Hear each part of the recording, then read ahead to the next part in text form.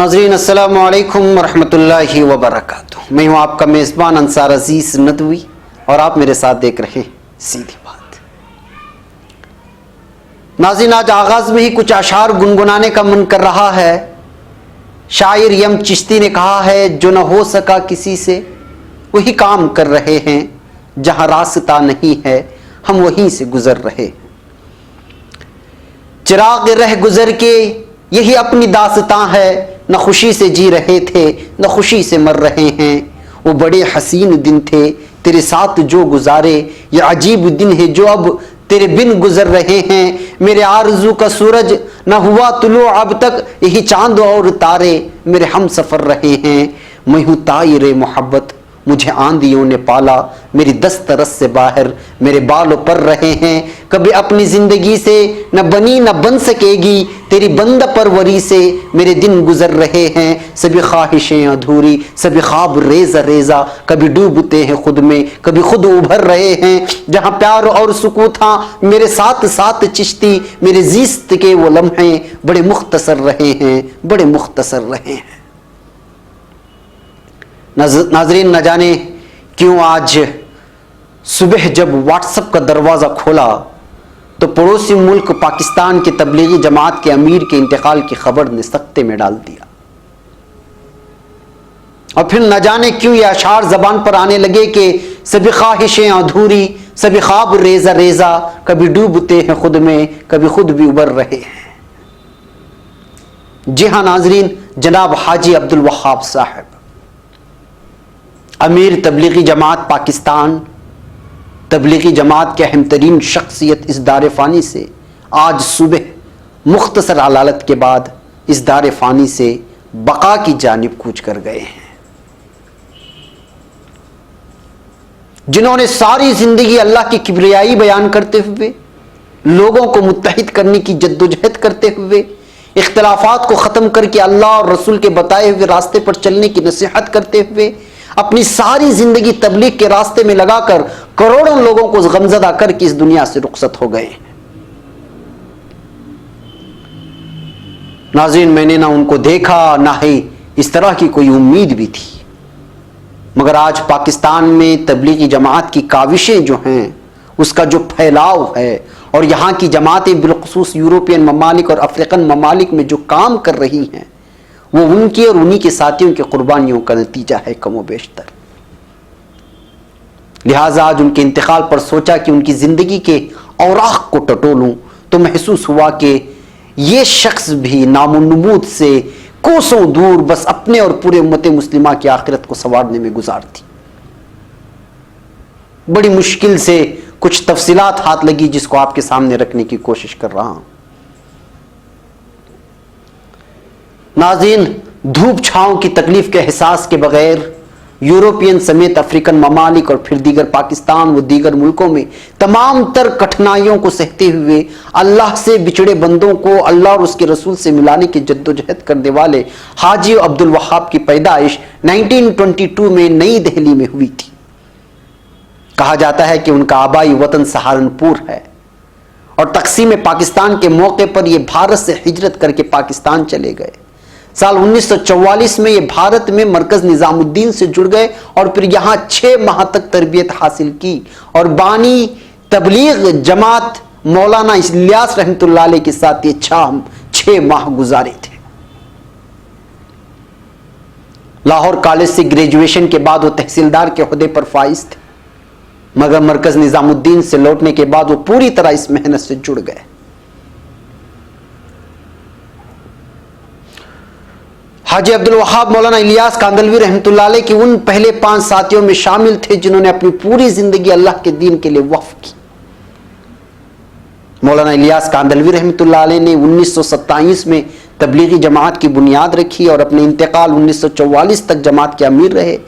بانی کے انتقال کے بعد مولانا یوسف کاندھلوی رحمۃ اللہ علیہ مؤلف حیات الصحابہ 1965 تک رہے. ان کے بعد مولانا انعام الحسن کاندھلوی رحمۃ اللہ علیہ 1995 تک تبلیغی جماعت کے امیر رہے. ان تمام بزرگوں کے ساتھ حاجی عبدالوہاب صاحب نے کام کیا. یہ وہ واحد شخص بچے تھے جو کہ مولانا الیاس رحمۃ اللہ علیہ کی تربیت یافتہ تھے. اللہ ان کو غریق رحمت کرے. اگر پاکستان میں تبلیغی جماعت کی عمارت کا جائزہ لیا جائے تو سب سے پہلے امیر محمد شفیق قریشی تھے، جن کے 1971 میں انتقال کے بعد حاجی محمد بشیر پاکستان میں تبلیغی جماعت کے دوسرے امیر مقرر ہوئے، اور 1922 میں حاجی بشیر صاحب کے 1992 میں حاجی بشیر صاحب کے انتقال کے بعد حاجی عبدالوہاب تبلیغی جماعت کے پاکستان میں امیر مقرر رہے اور تاحال تھے۔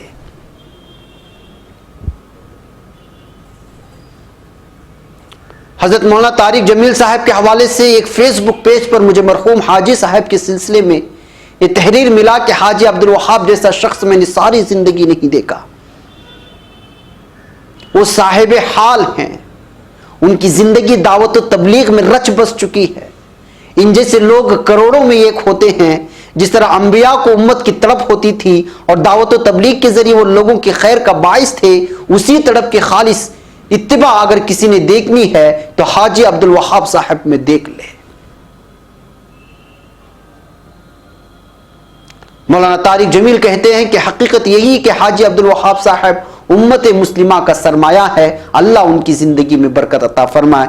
انہوں نے اپنے ایک بیان میں اس بات کا تذکرہ کیا تھا۔ ناظرین، مجھے یہاں پر ایک چھوٹے سے بریک کی اجازت ہے، بریک کے اس پار کچھ اور حقائق آپ کے سامنے رکھنا۔ قل هذه سبيلي أدعو إلى الله على بصيرة أنا ومن اتبعني وسبحان الله وما أنا من المشركين۔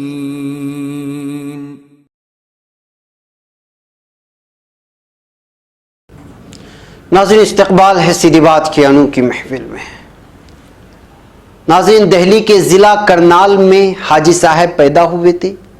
حاجی صاحب کا تعلق راجپوتوں سے تھا، ان کا خاندان کا تعلق ان کے نام کے ساتھ راؤ جڑتا ہے۔ اسلامیہ کالج لاہور سے گریجویشن کے بعد انگریزی سرکار میں تحصیلدار بھی فائز ہوئے تھے۔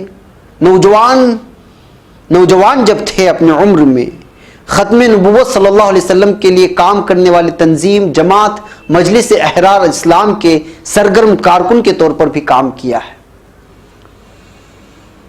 جبکہ تقسیم ہند کے بعد وہ بورے والا میں مجلس کے امیر بھی رہے ہیں۔ تقسیم ہند کے بعد یہ بورے والا کے نواحی گاؤں 331 ای میں آباد ہوئے، یہ علاقے کا نام ہے، محلے کا نام ہے۔ ان کا گاؤں بورے وال سے دریائے ستلج کی طرف 15 کلومیٹر کے فاصلے پر واقع ہے، جو بر صغیر کی پہلی خانقاہ حاجی شیر دیوان کی انتہائی قریب ہے۔ وفاق المدارس العربیہ پاکستان کے قائدین میں سے مولانا ڈاکٹر عبدالرزاق اسکندر، مولانا نور الحق، مولانا مفتی محمد رفیع عثمانی اور مولانا محمد حنیف جالندری نے اپنے تعزیتی بیان میں کہا ہے کہ حاجی عبدالوہاب کی رحلت پوری انسانیت کے لیے ایک ناقابل تلافی نقصان ہے۔ حاجی صاحب کی زندگی جہد مسلسل سے عبارت تھی۔ انہوں نے اکابرین کی روایت کو طویل مدت تک زندہ رکھا، وہ امت کے اتحاد و یکجہتی کا استعارہ تھے۔ ان کی رحلت سے پیدا ہونے والا خلا کبھی پر نہیں کیا جا سکے گا۔ امت حاجی صاحب کے مشن کو جاری رکھنے کا عزم اور ان کے درجات کی بلندی کے لیے دعاؤں کا اہتمام کرے۔ ناظرین، انہوں نے اکابر کی روایت اور محنت کو جس طرح زندہ رکھا وہ آب زر سے لکھنے کے قابل ہے۔ حاجی عبدالوہاب صاحب کی رحلت بہت بڑا سانحہ ہے، لیکن قوم صبر و تحمل کا مظاہرہ کرے۔ ناظرین، سال 2013 میں جب تحریک طالبان پاکستان اور پاکستان کے درمیان یعنی پاکستانی حکومت کے درمیان بہت زیادہ حالات بگڑے اور انسانیت کا قتل ہونے لگا تھا، تو اس وقت لویا جرگا کے نام سے ایک مصالحت کی کوشش کی گئی تھی۔ تو اس وقت ان امن مذاکرات میں جو نام پیش کیے گئے تھے، ان میں سے مرحوم حاجی عبدالوہاب صاحب کا بھی ایک نام شامل تھا، جس میں سمیع الحق اور ڈاکٹر عبدالقدیر خان وغیرہ موجود تھے، لیکن حاجی صاحب کو صدارت دینے کی بات رکھی گئی تھی۔ یہ لوگ بطور سہولت کار کردار ادا کیا تھا اس مصالحت میں۔ ناظرین، مولانا کی عمر 94 سال کی تھی۔ وہ گزشتہ کئی دنوں سے وینٹیلیٹر پر تھے، سانس اور گلے کے عوارض میں مبتلا تھے اور آج الصبح وہ اس دار فانی سے کوچ کر گئے۔ ناظرین، ہم میں سے کون ہے جو تبلیغی جماعت کی ان کٹھنائیوں کو نہ جانتا ہو جب اس کا آغاز ہوا تھا، اور اس وقت جو تکلیفیں بزرگوں نے جھیلی ہیں اس کا تصور شاید ہی ہم کر سکیں، یا پھر اس کا ہم احساس ہی کر سکیں، کیونکہ آج تو محنت کے لیے پورا میدان بنا بنایا ہوا ملا ہوا ہے، مگر وہ دور جس طرح ہم سنتے ہی آ رہے ہیں بڑا ہی کٹھن دور تھا۔ ان حالات میں بر صغیر، چاہے وہ منقسم ہندوستان ہو یا متحدہ ہندوستان، پاکستان کی ان حالات میں نہ جانے کیسی تکلیفیں جھیلی ہوئی ہوں گی۔ ان باتوں سے وہی واقفیت رکھتے ہوں گے جنہوں نے ان بزرگوں کی مجلسوں میں شریک ہوئے ہوں اور ان کی کارگزاری سنی ہوگی۔ مولانا طارق جمیل صاحب کہتے ہیں کہ وہ ایک عجیب انسان ہے، نبیوں والا درد ان میں دیکھا، نبیوں والی تڑپ ان میں دیکھی، امت کے لیے بے قراری ان میں دیکھی، ایسا شخص میں نے نہیں دیکھا۔ تبلیغ ان کا حال ہے، تبلیغ کے بنا کوئی سوچ نہ ہے نہ آ سکتی ہے ان کے اندر۔ وہ روٹی کی بات کہاں سے کریں گے؟ ہاتھ میں لقمہ ہوتا اور پھر وہ تبلیغ کی باتوں میں ایسے منہمک ہو جاتے کہ پون گھنٹہ گزر جاتا اور ان کو احساس بھی نہیں ہوتا کہ ان کے ہاتھ میں لقمہ ہے اور لقمہ پیٹ میں جاتا ہی نہیں۔ میں نے ایک عالم کو بیان کرتے ہوئے سنا ہے کہ ایک دفعہ ایک سیاسی شخص مرحوم کے پاس پہنچے اور بہت بڑی موٹی رقم حاجی صاحب کو دینا چاہا، تو حاجی صاحب نے کہا کہ بھائی ہمیں چندہ نہیں چاہیے بلکہ بندہ چاہیے، لہٰذا آپ وقت لگاؤ۔ سیاسی شخص کہنے لگا اپنے ہاتھ میں رقم لے کر کہ وہ تو ٹھیک ہے مگر اس کو تو قبول کیجئے، مگر حاجی صاحب تو حاجی صاحب تھے، انہوں نے انکار کر دیا۔ لہٰذا جو سیاسی لیڈر کے ساتھ جو آدمی آیا تھا ساتھ میں، وہ کہنے لگا کہ مولوی صاحب اتنی موٹی رقم تو کوئی آپ کو دینے والا نہیں ملے گا، تو حاجی صاحب نے کہا کہ تب تو اتنی موٹی رقم کو کوئی ٹھکرانے والا بھی نہیں ملے گا۔ ناظرین، یہ ہوتی ہے اللہ والوں کی باتیں اور ان بزرگوں کی ایمان کی مضبوطی کی نشانی جن کا ربط سیدھے اللہ اور اس کے رسول سے جڑ جاتا ہے صلی اللہ علیہ وسلم۔ ایک اور بیان مجھے سننے کا موقع ملا، اس میں حاجی صاحب کے بارے میں کچھ بیان کرتے ہوئے سنا۔ وہ کہہ رہے تھے کہ حاجی صاحب تو حاجی صاحب ہے، بھلا سوچئے کہ اللہ نے جس شخص کو 96 سال کی عمر میں مکمل رمضان کے 30 روزے رکھنے کی طاقت دے، اس کی صحت کیسی ہوگی اور کس قدر وہ برگزیدہ ہوگا۔ حاجی صاحب آخری وقت تک بھی رمضان کے پورے روزے رکھتے رہے اور پورے صحت و تندرستی کے ساتھ۔ جو مولانا اپنے بیان میں ان باتوں کا تذکرہ کر رہے تھے، انہوں نے کہا کہ حاجی صاحب نے ان کو کہا تھا کہ دن میں 1000 قل هو اللہ احد کا ورد کر لیا کرے، سورہ پڑھ لیا کرے، صحت مند رہیں گے۔ میں نے حیرانی میں پوچھا کہ مہینے میں یا دن میں؟ تو حاجی صاحب نے کہا کہ دن میں۔ تو سوچنے کی بات ہے کہ حاجی صاحب کا معمول تھا کہ دن میں 1000 بار قل هو اللہ احد کا سورہ پڑھا کرتے تھے، اور ان کا معمول تھا۔ جی ہاں ناظرین، سنا آپ نے، یہ ہوتا ہے اللہ کی راہ میں پگھلنے، جد و جہد کرنے اور پھر امت کے لیے تڑپنے کا جذبہ۔ ناظرین، مجھے ایک اور بریک کی اجازت دے، بریک کے اس پار کچھ اور آتا ہے۔ ناظرین، استقبال ہے سیدھی بات کی انوکھی محفل میں۔ ناظرین، حسن کمال نامی ایک شاعر نے کیا خوب کہا ہے کہ آنکھوں کو انتظار کا دے کر ہنر چلا گیا، چاہا تا ایک شخص کو جانے کدھر چلا گیا۔ دن کی وہ محفلیں گئیں، راتوں کی رت جگے گئے، کوئی سمیٹ کر میرے شام و سحر چلا گیا۔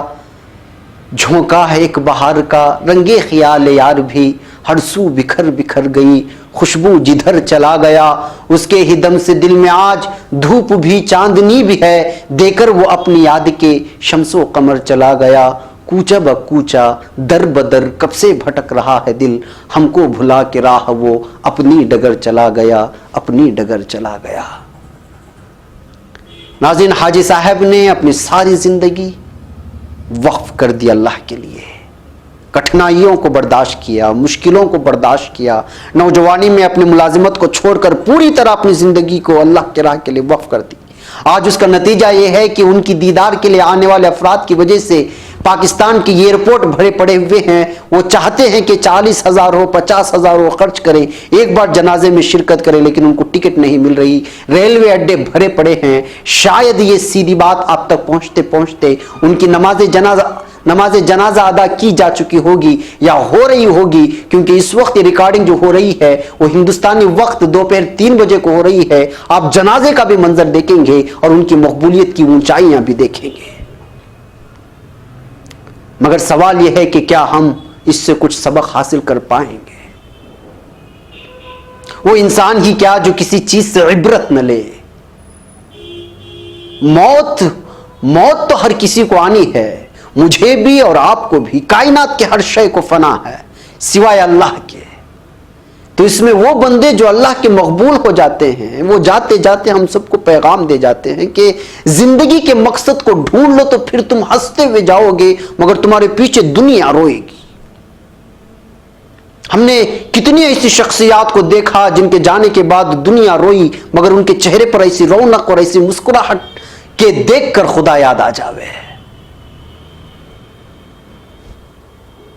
ناظرین، مجھے یہاں ایک لمحہ رک کر احساس کے سمندر میں غوطہ لگا کر ایک بار پھر حاجی صاحب کی اس سوانحے کے پس منظر میں آپ کے دلوں پر کچوکے لگانے کی اجازت دیں۔ سوچئے ایک لمحے کے لیے رک کر، ان کے جنازے کے سراہنے کھڑے ہو کر، ان کو تصور میں لے کر، ان کے محنتوں کو تصور میں لے کر، کتنی مشکلوں سے یہ لوگ تبلیغ کے لیے راہیں ہموار کی تھی، گالیاں کھا کر، راتوں پہر اٹھ کر، اللہ سے مانگ کر، لیکن آج اسی تبلیغ سے وابستہ دوسرے تبلیغی جماعتوں کو مساجد میں گھسنے نہیں دے رہے ہیں۔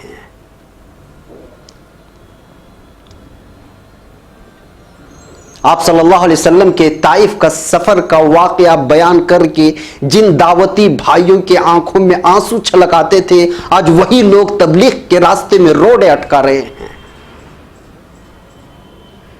جو لوگ ہجرت اور نصرت کے فضائل بیان کرتے کرتے نہیں تھکتے تھے، وہی انصار آج مہاجرین کو دوسرے محلے کی مسجد میں جا کر گشت کرنے کے لیے کہہ رہے ہیں اور ان کی سامانیں مسجد سے اٹھا کر کے پھینک رہے ہیں۔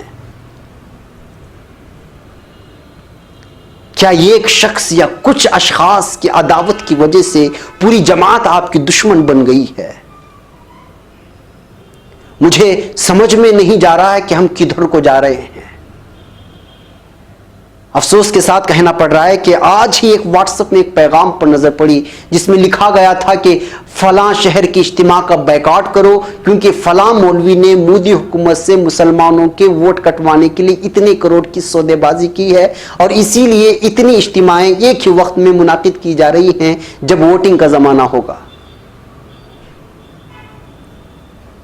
یہ کس قدر عداوت، عناد، بغض اور حسد کی انتہا ہے کہ ہم اس قدر گر سکتے ہیں، ہم اس طرح پستی میں آ سکتے ہیں کہ جو ہے ایک فکر کی وجہ سے پوری جماعت کو ہم جو ہے ذمہ دار ٹھہرا رہے ہیں۔ مجھے اس بات سے ہرگز بھی انکار بھی نہیں بلکہ بیر بھی نہیں، بلکہ میں اس کو جائز مانتا ہوں کہ کسی کے فکر سے آپ کو اختلاف ہو سکتا ہے، ہونا چاہیے۔ کسی کے فیصلوں سے آپ کو اختلافات ہو سکتے ہیں، ہونا چاہیے، مگر اس کے لیے اتنی پستی اختیار نہ کرو کہ ابو جہل کی راہ اختیار کرنے لگ جاؤ اور ابو لہب کی مثالیں آپ کو دی جانے لگیں۔ یہ درخت ایسا ہی تناور نہیں ہوا ہے، اس کے پیچھے ایسی قربانیاں دی گئی ہیں کہ اس زمانے میں ہمارے لیے وہ تصور سے بھی پرے ہے۔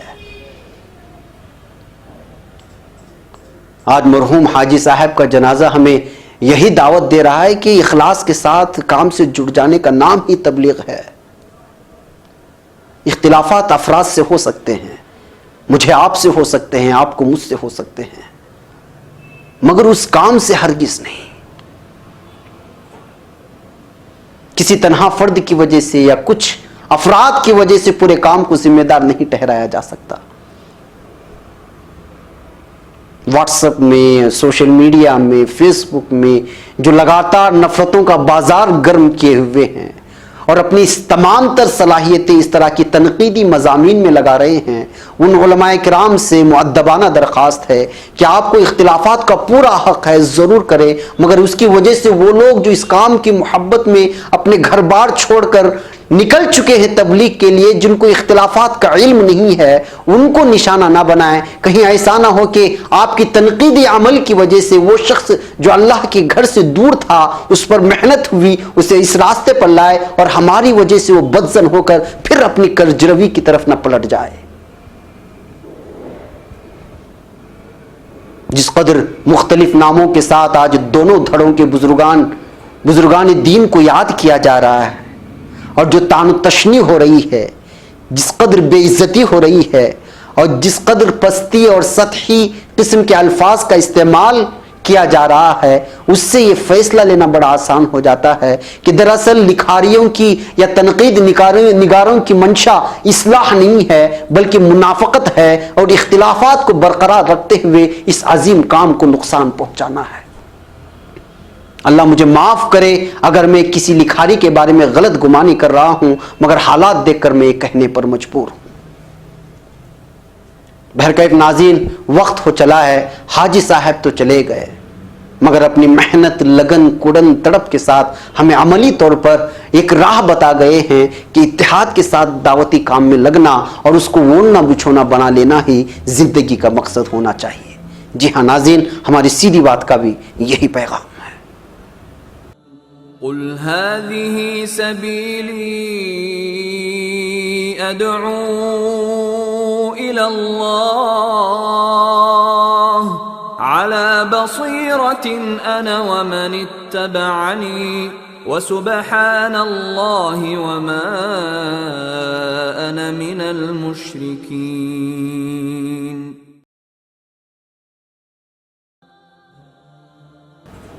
ناظرین، وقت ہو چلا ہے، سیدھی بات کے پیغام کو سمجھیں، اور میں نے حاجی صاحب کے سلسلے میں مختلف ذرائع سے جتنی تفصیلات اکٹھا کر سکتا تھا وہ اکٹھا کر کے میں نے آپ کے سامنے رکھا ہے۔ ممکن ہے کہ پڑوسی علاقے کی ہے، تفصیلات میں کچھ آگے پیچھے ہوئی ہوں گی، اس کو آپ معافی کے درجے میں رکھیں۔ مجھے یہاں پر اجازت دیں، اس ویڈیو کو اور اس کی لنک کو دوسروں تک خوب سے خوب شیئر کریں، اور ہمارے چینل کو سبسکرائب کریں۔ جن لوگوں نے سبسکرائب کیا ہے وہ بیل آئیکن پر ضرور کلک کریں۔ ہمیں یہاں پر اجازت دیں۔ السلام علیکم ورحمۃ اللہ وبرکاتہ۔ قل هذه سبيلي أدعو إلى الله على بصيرة أنا ومن اتبعني وسبحان الله وما أنا من المشركين۔